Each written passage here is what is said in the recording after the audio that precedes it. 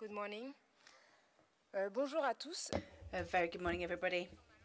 I'll be speaking in my language, in French. I'd like to thank the United Nations for having organized this meeting, which is giving us an opportunity to talk about essential issues. $400. $400. That is how much it costs to buy a black man and to reduce him to slavery today. A CNN report managed to upset the sensitive souls for a short time, just for a short time, because this quickly became yesterday's news, and those sensitive souls quickly and comfortably forgot that in 2017 you just need several €100 to be able to call yourself an owner of a human being, for the simple reason that that person is black. If these human beings are sold, it's because they're migrants. They're in a vulnerable situation just because they would like to enjoy their freedom of movement, which is nonetheless guaranteed by Article 13 of the Universal Declaration of Human Rights. Since 2000, almost 30,000 migrants, men and women and children, largely black people and Africans, have died trying to reach European borders. 30,000 people have died just trying to enjoy their right to freedom of movement.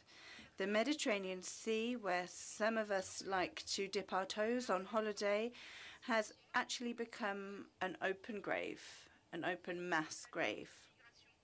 But as part of curbing immigration, the European states, including France, are prepared to look the other way. They're prepared to mobilize more funds, to spend more money to ensure the false sense of security of their borders, rather than spending that money on ensuring the survival of people who are desperately trying to reach their coasts.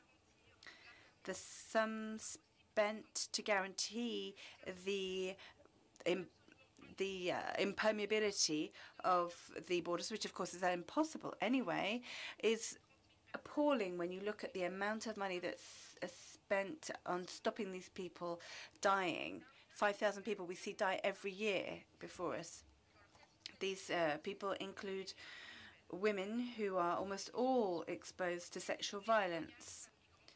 All statements given by women migrants talk about sexual violence and sexual abuse.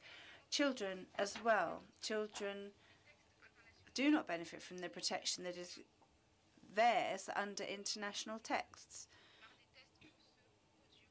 These children are forced to undergo rigorous tests because it's not believed that these tall, strong black people can actually be children, and that they can actually enjoy the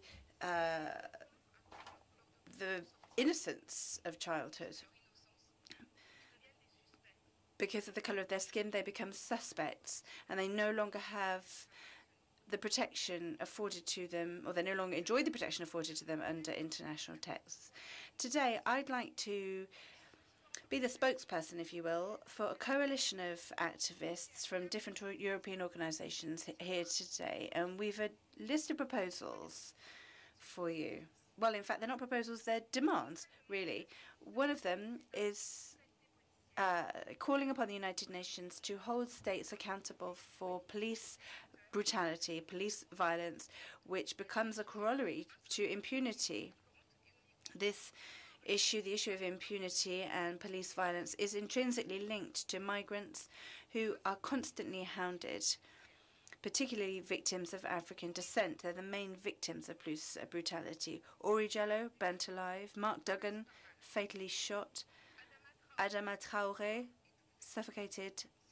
Sandra Bland, hung in a prison cell.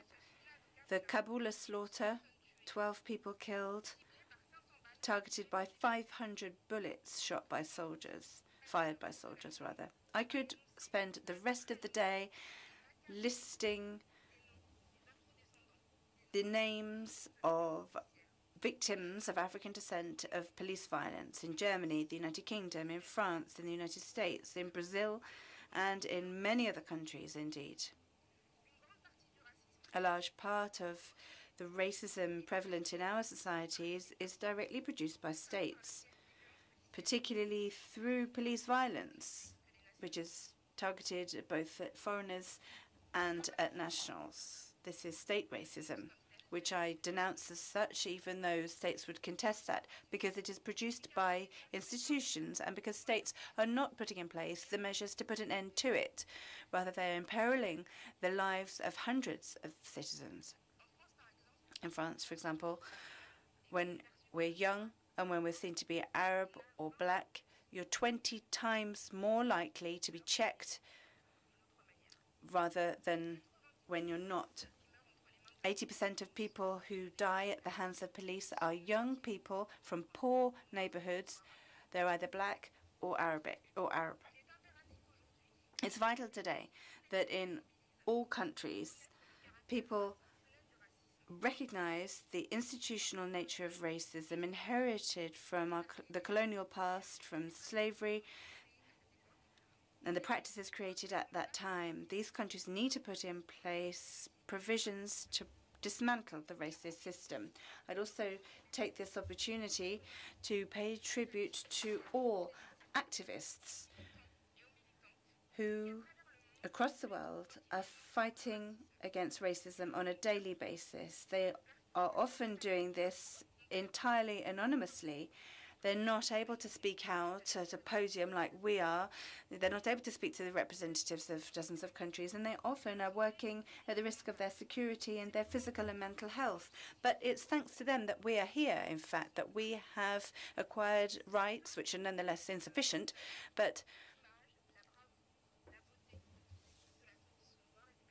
they are fighting the good fight for persons of African descent, and I hope that you can applaud them and thank them for their fight. Thank you.